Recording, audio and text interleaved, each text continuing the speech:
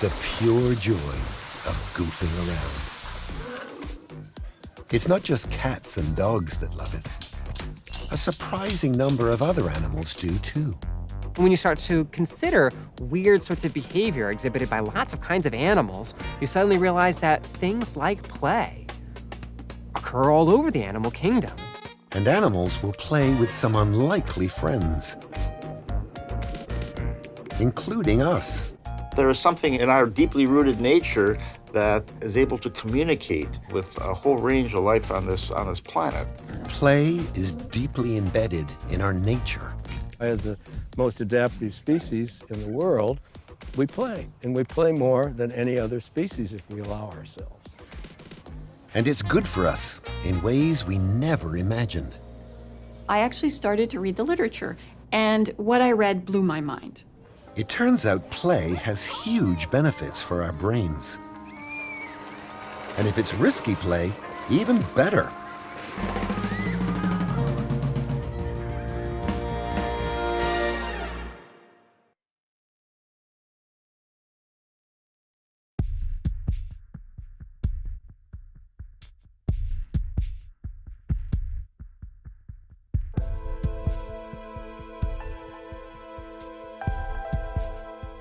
It happened almost without anybody noticing. Over the past 30 years, outdoor play began to disappear from the lives of children in North America and Europe.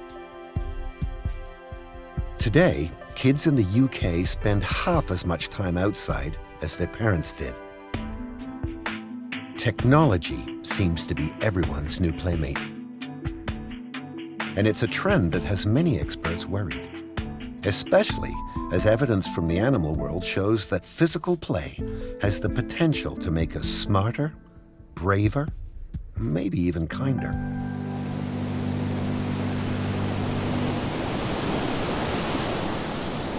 You ready, Cookie? You ready?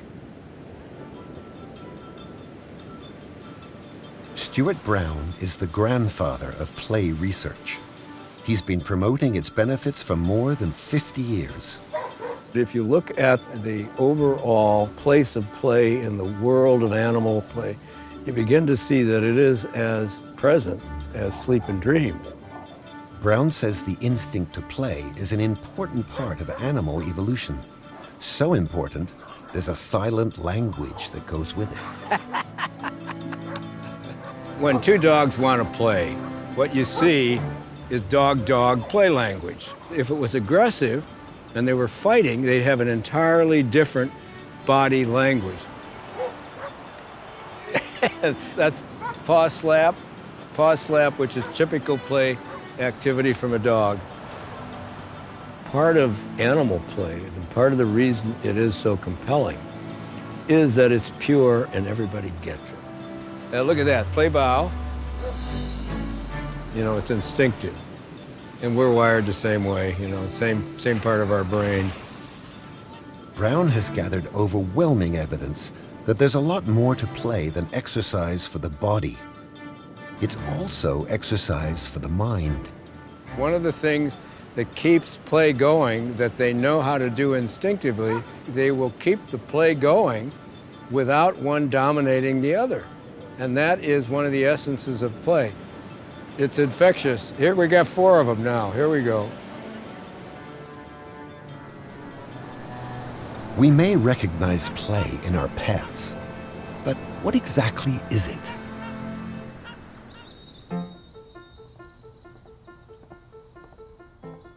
It took Gordon Burghardt to figure that out. He studies animal behavior from an evolutionary perspective. I'm primarily a reptile ethologist, a reptile behavior person, and I've always liked snakes and lizards and turtles. And years ago, articles came out about play, and I thought, well, I never even saw anything I would consider play in a reptile. Scientists have known for a long time that mammals and birds play. Recognizing play in an animal that moves slowly is a lot trickier. a dog wagging its tail, or monkeys or chimps responding to tickling and so on. That's sort of something we can easily identify. Hey, that seems to be playful, pleasurable, fun to the animal. It's hard to do that with a turtle. So we need more objective criteria. And I came up with 5 different groups. I might say 5 criteria of play. To qualify as play, a behavior must be done for no apparent reason. It has to be done over and over again, sometimes in an exaggerated way. It's spontaneous. And the animal has to be doing it when it's not stressed.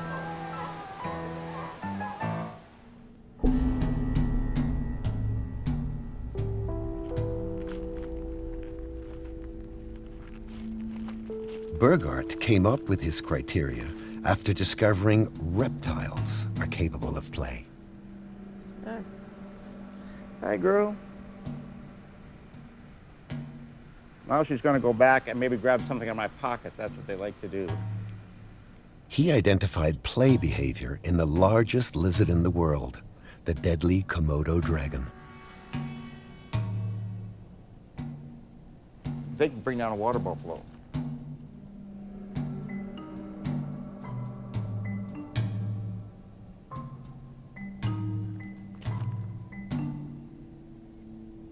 This is not something many people ever get to see.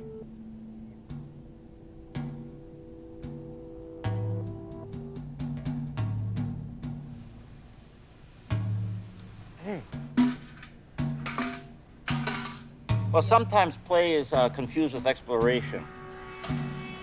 One of the ways of telling the difference is that exploration is you just checking out something. What you do with it is now play.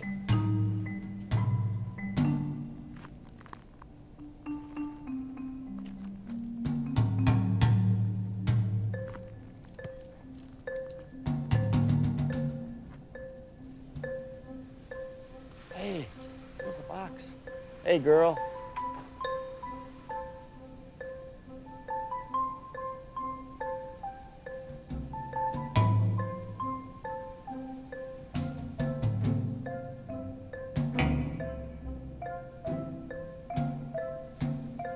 Oh, there she goes. Reptiles operate at a little slower pace than we do, but she has all the important elements. This is behavior that is part of their normal repertoire. She'll do this over and over again. It's a behavior in an animal that we consider in a relaxed state. It's a behavior that's voluntary. Another confusion may be, well, maybe the animal is stupid enough it thinks it's food and it's acting as if it's prey. That is clearly not the case either, because the animal doesn't try to eat the object. Hey, that was pretty good. Pretty good girl. Bye, girl.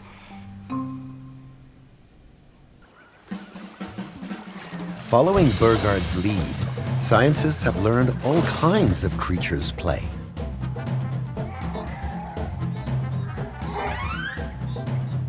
Even fish, it seems, enjoy an occasional game of ball. Scientists continue to be surprised, not just by which animals play, but who they play with. For instance, the giant Pacific octopus. It's generally a loner. A year ago, Seattle became this one's new home, and the place where it would meet an unexpected friend.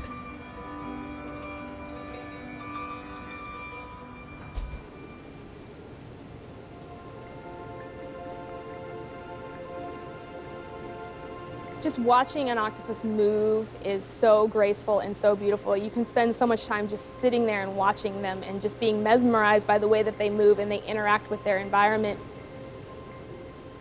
We're here to make sure their enclosures are clean, we take care of them, and so it's kind of the day-to-day cleaning and feeding. Then, one day, a bit of housekeeping turned into something magical.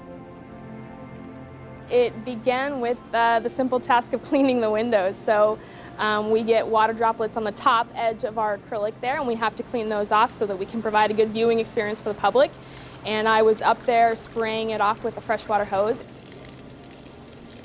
And the animals started to reach out of the water and kind of grab for the fresh water that was dripping down. And I was like, well, that's unusual. I've never seen that before. And so I actually just went ahead and sprayed the animal with the hose. And the animal completely went upside down and just started to come out of the water and kind of move around and hung around for a couple of minutes. I mean, there's a lot of animals that have no interest in humans whatsoever and actively swim away from you, but these animals come to us and interact with us. Each time the spraying stopped, the octopus would squirt back. And so, a game was born.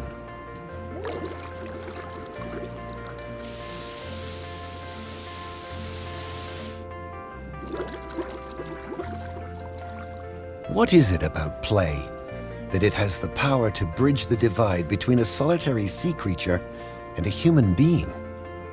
Type of questions that we really don't have answers to yet, and show that there is something in our deeply rooted nature that is able to communicate in some level with a whole range of life on this planet.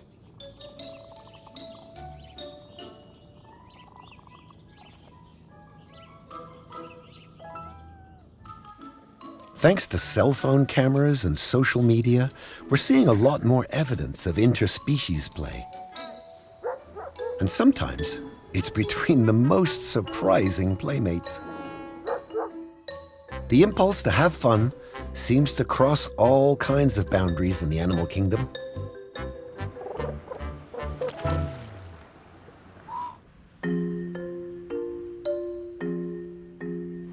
At a zoo in Germany, there's a whole community of animals renowned for playing together. Bonobos. And it isn't just the young ones who monkey around.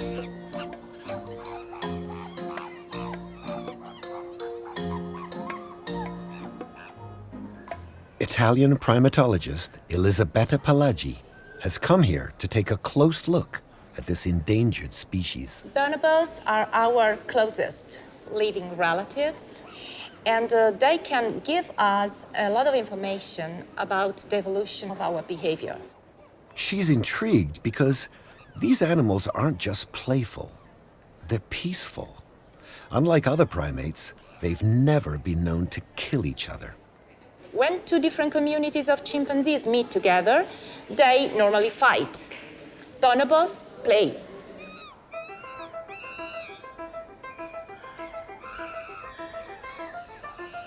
Play is pervasive in the bonobo society. It is a vehicle to explore the world. Play creates strong bonded, and if we share strong bonded with your group mates, you have much more chance to survive and to get the resource you need. It is important for the development of social skills in youngsters because they acquire social competence. If you want to live in a social group, it is important, it is crucial that you perceive the emotion of the other.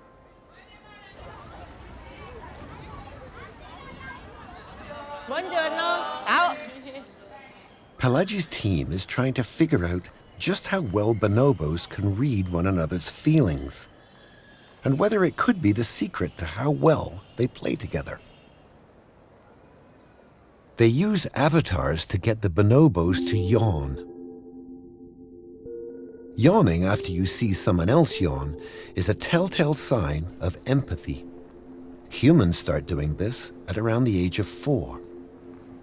Scientists call it emotional contagion. If you are infected by mimicking a motor action performed by group mates, you can recreate the same emotion. So it is an emotional linkage between subjects. So in the yawning video, you can find avatar yawning a lot in different position, in front, in the lateral position, diagonal position, and the animal respond. No. It can take a while, but the bonobos mimic the yawn many times during the study. Brava. Could it be their ability to read faces that enables them to get along so well?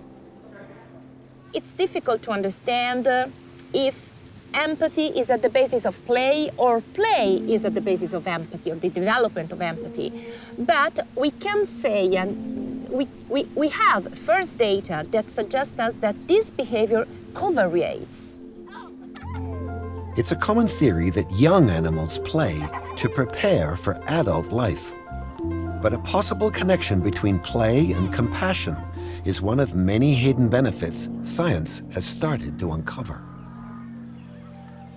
It's no wonder scientists used to think play was nothing more than practice.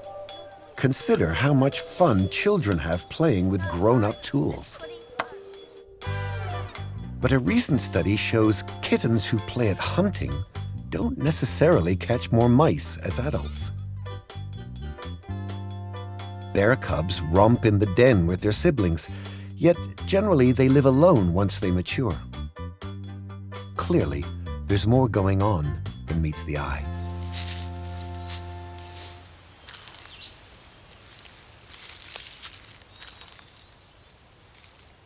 Jonathan Pruitt has had his eye on a particular kind of spider, the social spider, since he was a graduate student in Tennessee. I'm interested in social spiders because they're these tiny little predators that no one knows anything about, really. At least normal people don't know that they're even a thing.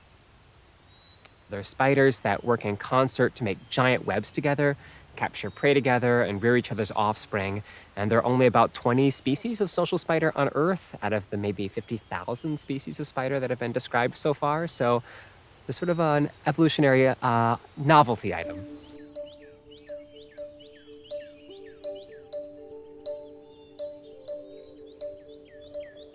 Pruitt and his colleagues were especially interested in a kind of dating game that social spiders play. Mature males will recruit to the webs of immature females who aren't mature yet, they can't mate, and these males will practice their little courtship dances for the female. But then the females respond to this courtship dance by approaching the male, assuming a posture of receptivity. The male just puts his genitals on the outside of the female's genitals and then just sits there. And over. There they are, just attempting this copulatory posture when they could be off spending their time doing other things like getting food or laying down more silk to protect them from predators. And so I thought, oh, it's sort of like they're gaining experience for later on in life that might be pertinent, like motor skills or social skills, social intelligence. And then later on, as I conducted more studies, I just became more and more comfortable with thinking, yeah, actually, this kind of behavior that we're seeing in a spider might just be play. Pruitt's team studied hundreds of spiders to find out why they would behave in this peculiar way. So I figured out the consequences of this behavior by manipulating these individuals' ability to engage in the behavior. I allowed some individuals to engage in almost sex in these little plastic cups, and then others that were prevented from ever having those experiences. And one of the interesting things that I found is that females that had had experience engaging in play sex early on in life produced heavier egg cases later on, and that effect scaled to how much experience they had. The more experience in play these females had, the larger their egg cases. Not only do playful females have more young, they live longer and they're less aggressive. They're much less likely to kill their partners after mating, something that's common in the extraordinary world of spiders. When you start to consider weird sorts of behavior exhibited by lots of kinds of animals, you suddenly realize that things like play occur all over the animal kingdom, and that it might not be such a sophisticated thing that's endemic or unique to people or mammals, that it might be something that has very deep evolutionary roots.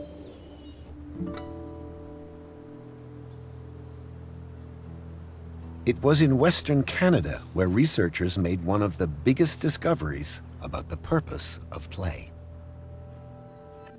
They took a close look at the behavior of young domesticated rats. Australian neuroscientist Serge Pellis explains what these animals are up to while most of us are sleeping. They're chasing after one another. One animal tries to get up to the other one's top of the neck, and the other one will roll over to defend itself, and you see that they both take turns at doing this behavior. Researchers wanted to see what would happen if the young rats were raised with no one to play with. In an alternative rearing condition, we have a juvenile growing up with an adult, and adult rats don't like playing with juveniles, so they will hang around together, they'll groom one another, they'll sleep next to one another, but they won't engage in rough and tumble play that the juveniles do. Hi, honey. I know, I'm sorry.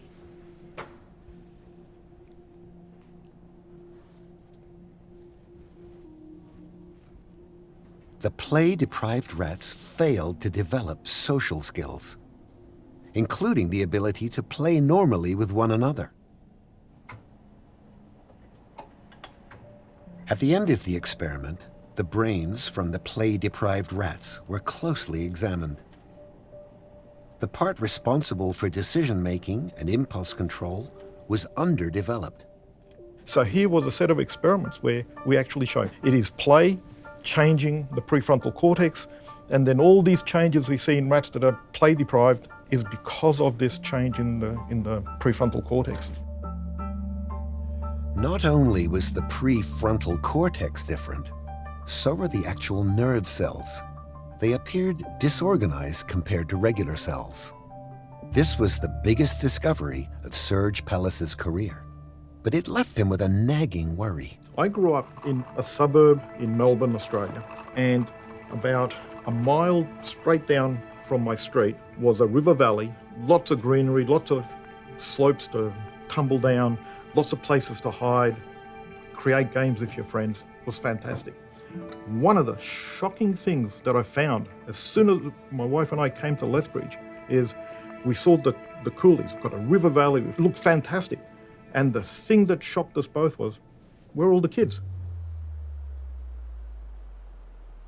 My concern is that denying young children the opportunity to engage in play has led to them not getting the kinds of experiences that actually prepare them to be able to deal effectively in an unpredictable world as adults.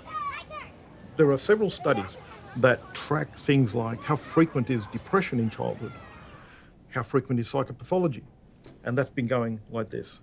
So you have the play coming down like this, and all these mental health things going up like this. At the University of Tennessee, researchers are taking Pellis's work a step further.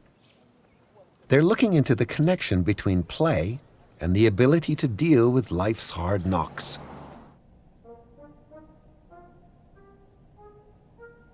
These are Syrian hamsters. They're about a month old. And at about a month old is their peak time of social play.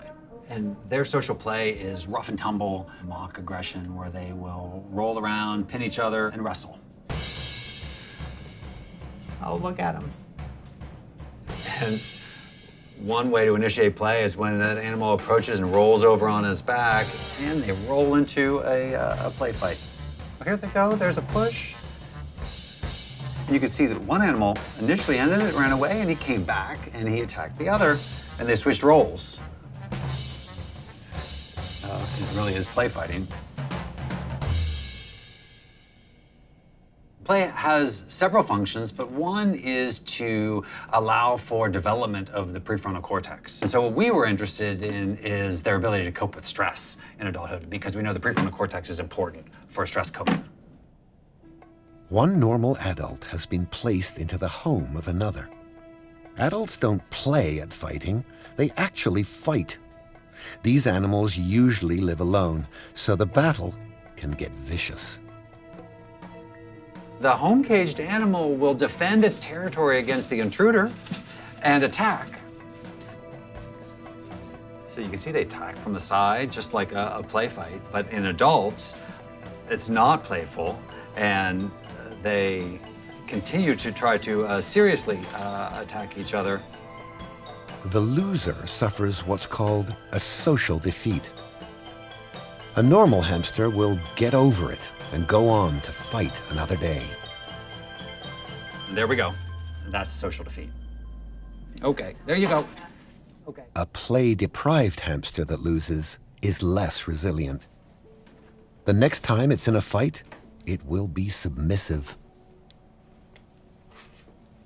And what we have here is a play-deprived animal in his home cage, and we put in a smaller, non-threatening animal into the cage, and we allow for social interaction.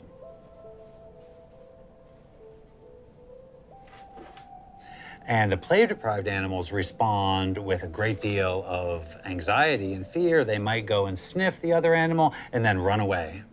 And that's our index of social anxiety. And play-deprived animals show an exaggerated social anxiety after a trauma compared to the animals that had normal social play growing up. It's kind of like they're impulsive, and anything in their environment, they show an exaggerated impulsive response. In this case, it's social anxiety.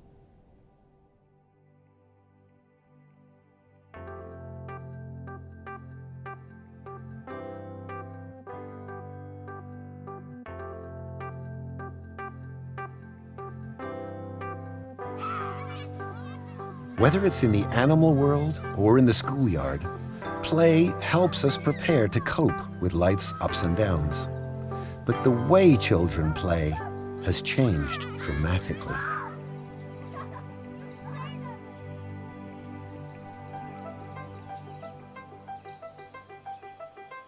A generation ago, it didn't take much to have fun. A piece of rope, a few twigs. Children in the United States now spend less time outdoors than any previous generation. That means 4 to 7 minutes a day of free play outside versus 7.5 hours in front of a screen. And they're missing out on a lot more than just fresh air and exercise. Stuart Brown recognized the vital role of play long before it was a respected area of science. Back then, play was considered trivial, an extravagance that kids didn't really have to have. And slowly, the science and the understanding of play behavior itself has burgeoned over the years. We've begun to see play as a whole very differently. Brown realized the toll that play deprivation can take while investigating the man behind a mass shooting. I was a young professor of psychiatry at the time. We had a really intensive investigation. As a part of that investigation, which included a 3-generational review of his family and personal history, we really came across the finding that he didn't play normally. And as a part of our final report, it was the suppression of play and the absence of play meant he was unable to handle properly his violent emotions. So that's what launched me an interest in play. And then I did some formal research in the Texas prison system with homicidal individuals and compared their lives with the lives of matched people. And their play histories were vastly different. Brown went on to review the play backgrounds of more than 6,000 people. They confirmed what he first thought, that having fun is actually a very serious matter. What you find is that it's necessary for a sense of optimism, fulfillment, for a sense of competency, for a sense of an authentic self. These are all components that play produces and many more for the well-being of individuals. I'm very concerned. We have a real crisis.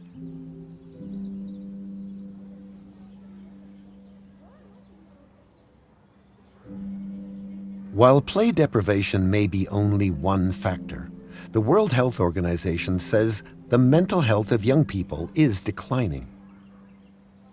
In Europe, for example, 1 in 5 kids is dealing with developmental, emotional, or behavioral problems. 1 in 8 is mentally ill.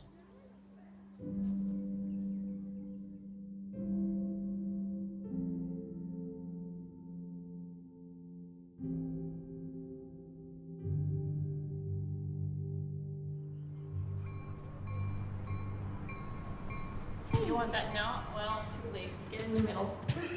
All right, ready? 10, go. One of the leading advocates of outdoor play is Canada's Mariana Brusoni. Anna, did you pick that hard one again? She started out as an injury prevention researcher, focusing on children. Oh, Matthias made it up again. But she came to realize safety experts were overlooking something crucial. Part of it was having my own kids. I think that influences everybody to such a large extent. I actually started to read the literature as a developmental psychologist. What is the role of risk in children's lives? And what I read blew my mind.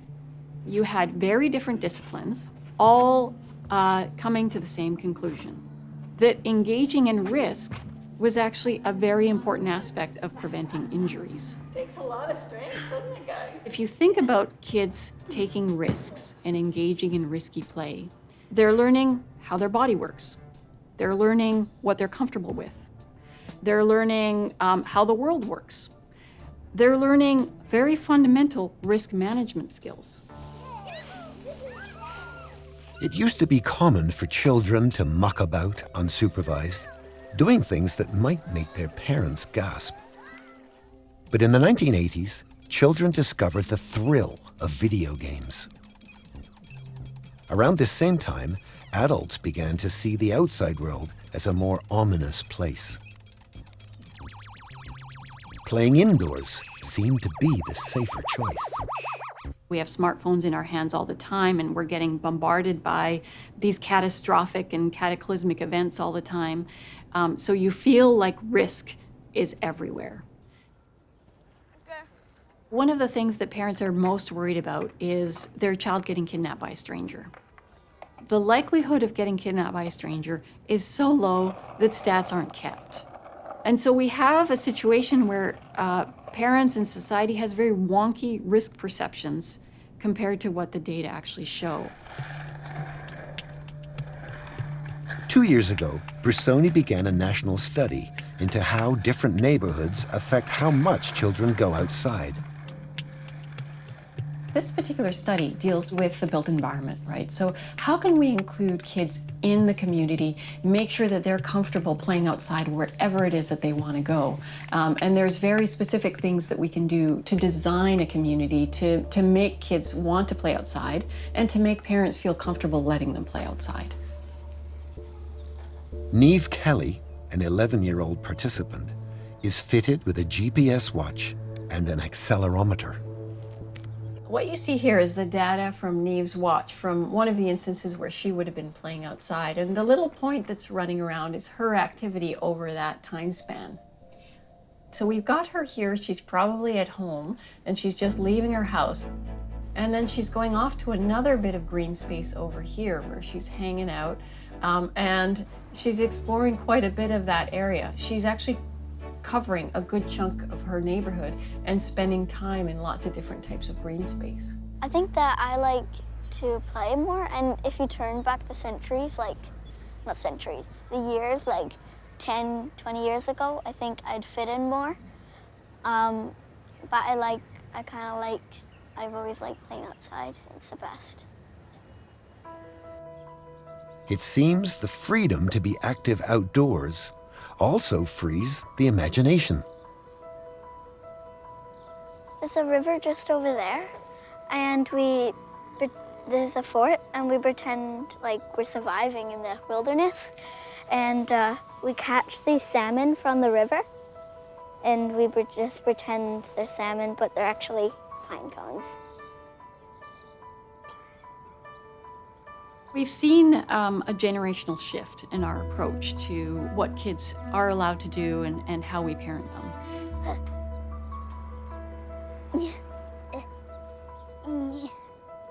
You gotta be really, really, really careful.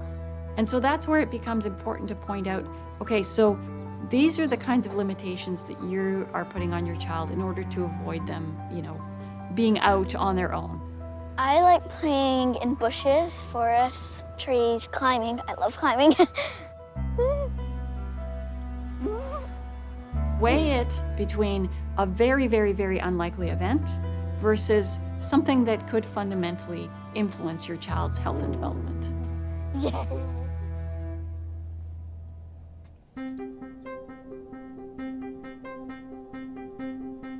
Brusoni's early data show children, especially girls, play outside much more when they're unsupervised. The fact that we found an activity where girls are more physically active is an incredibly important finding. And so what is it that we can do to promote girls getting outside, playing unsupervised, rather than seeing that level off once they hit early adolescence? And so all of this is suggesting that to be able to be independent and get out there and determine what they want to do is having important influences on this generation's feelings of self-competence, of resilience, of anxiety, of depression, all of those really important markers of well-being.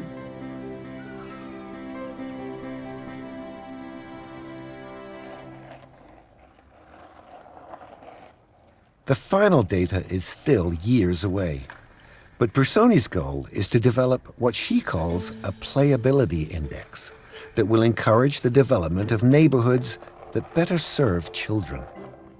A lot of people know about the walkability index, right? So how walkable is a community? And part of that involves, are there sidewalks? Is there pedestrian infrastructure? How fast does traffic move through there? And those sorts of things.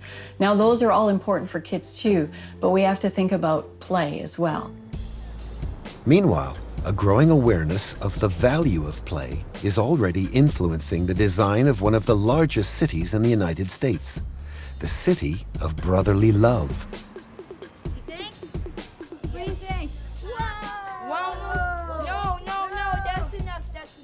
American research psychologist Kathy Hirsch-Pasek believes play can help build the foundation of a more humane society. When you play, you have to see what the other people want to do too. Should we build it longer? And as you divide up those roles and you learn to give and take with one another, you're learning precisely the rules you need to learn to become part of a civil and democratic society in the future. So my biggest fear is that we're losing play environments, we're turning everything into digital solo, and that we need to bring real play back, play in nature, play in the environment, learning how to cope and learning how to deal with other humans. As a specialist in early childhood development, Hirsch-Pasek determined that play was one of the secrets to success in school and in life in general. I always talk about play as a liberal arts education for young children. You don't think about it, but you're studying sociology, and you're creating community, and you're learning physics, and you're understanding spatial and mathematics.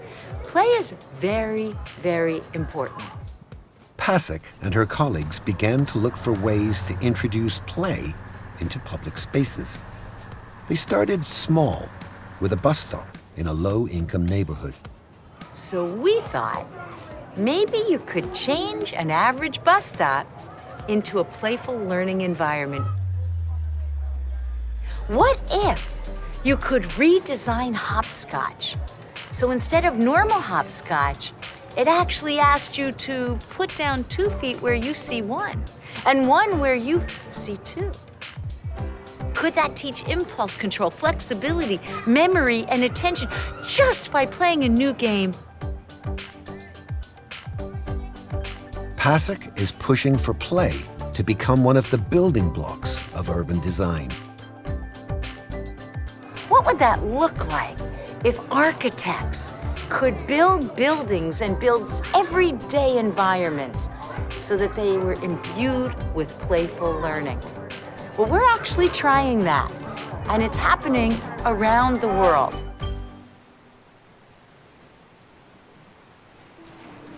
Norway is a land of dramatic beauty, where people have a deep connection to nature. But even here, traditional play has started to decline.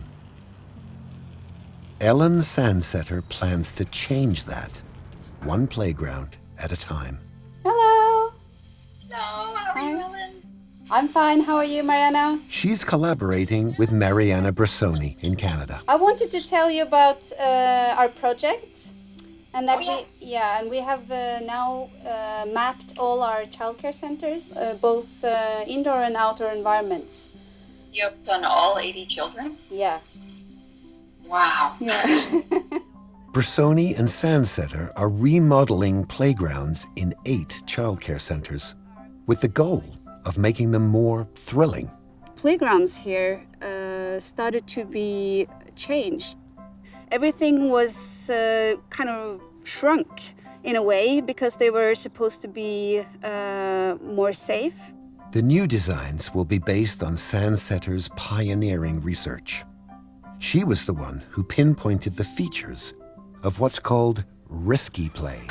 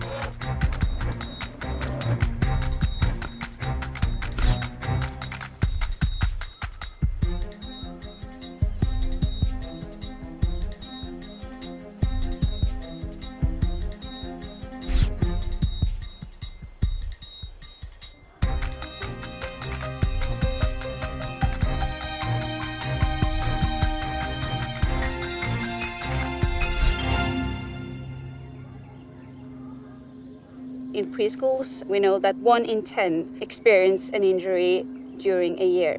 And some Norwegians even say that that's too little, that's too few injuries.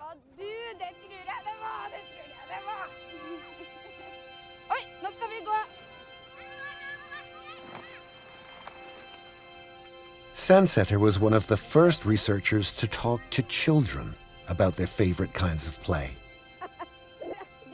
Preschoolers, like the ones at this outdoor childcare center, offer a perspective that's often forgotten. Usually if you ask people, where did you like to play or what did you play when you were young? Most of the time they mention being in the outdoors, close to nature. Har du supersko? Ja, det deilig da. So it's kind of interesting that a lot of parents don't let their own children do the same thing. We've had this kind of preschool for many, many years, but the last decade, it's been growing in number.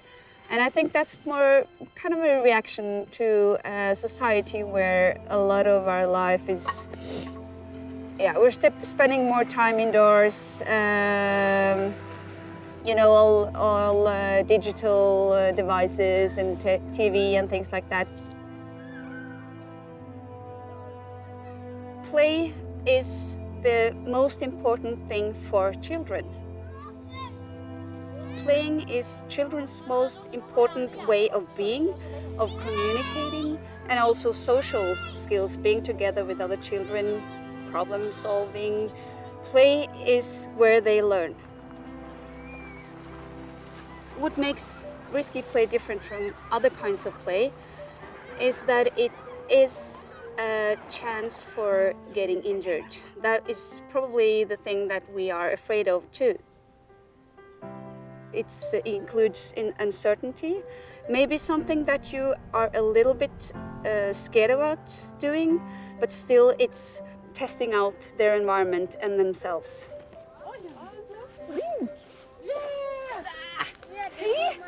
Gjorde du det? You can look at risky play as a way to habituate your fear. So true play, where children naturally engage in climbing and engage in testing their ability to manage heights, they are actually learning how to handle it. Then it's nothing to fear anymore, and then you are not as afraid. Sandsetter's research suggests that risky play might actually help prevent phobias. We see that it's the ones that never got the chance to experience climbing. Those are the ones that are more represented in the population with a phobia for heights. When I started doing this research, I read a lot about risky play, and it was also always from the adult's perspective. And I wanted to talk to the children. It's really something that they are experts in. Er ikke litt høyt oppi der, da? Hæ? Ikke det? Jo, men det er jo ganske langt opp, og så er det jo ganske bratt, da. Men vi klarer det selv. Klarer dere det helt selv? Ja, det er helt selv! The striking thing was that all of them talked about bodily feelings. They usually said it tickles in my tummy, my heart goes like boing, boing, boing, and all of it was very positive, but still they talked about the fear being there or the anxiety being there because they did something that was scary. Their word of it in Norwegian was skummelt artig, and directly translated to English, that is scary funny. Sandsetter is part of a growing network of experts advocating for every child's right to take part in risky play. I'm very happy for having parents that allowed me to explore and to climb trees and to jump down from heights and to build things and crawl under things and all those things that children want to do. But time may be running out. Many children are growing up today with parents who have few memories of the pleasures of the outdoors. If they don't have that frame of reference, it's much harder for them to realize what's missing. Because this started in the late 80s, those people are now parents. And we could have a collective intergenerational kind of memory fog that wipes out that idea as kind of a normal part of childhood.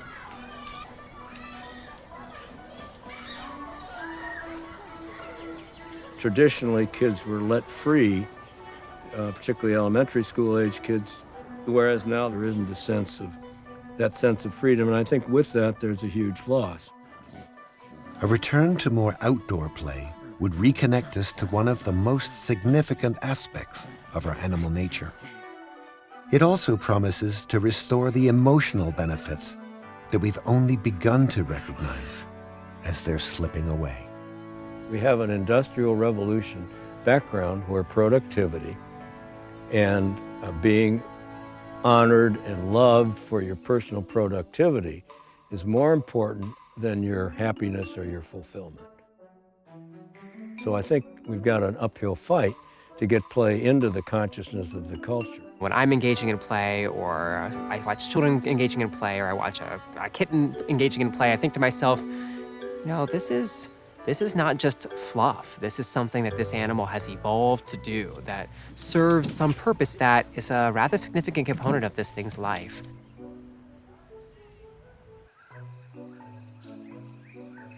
When you protect children from every possible danger, they're not going to be very resilient or very able to cope. Just like animals have to be prepared to deal with uncertainties, so do people. All mammals have basically the same brain structure.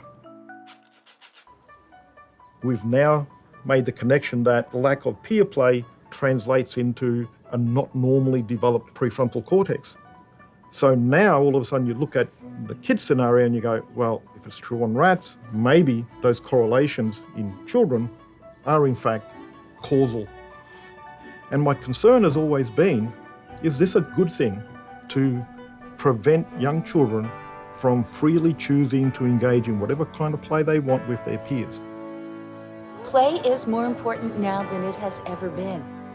In a world where information is doubling every 2.5 years, we need critical thinkers, we need creative innovators, and we need children who have the confidence to learn from failure and to persevere so that they create new things. And I think play, the sandbox, incorporates all of these. The most important thing we can do is just get out of the way and let them play. Let them play how they choose, provide an environment they feel comfortable playing with, and then just get out of the way.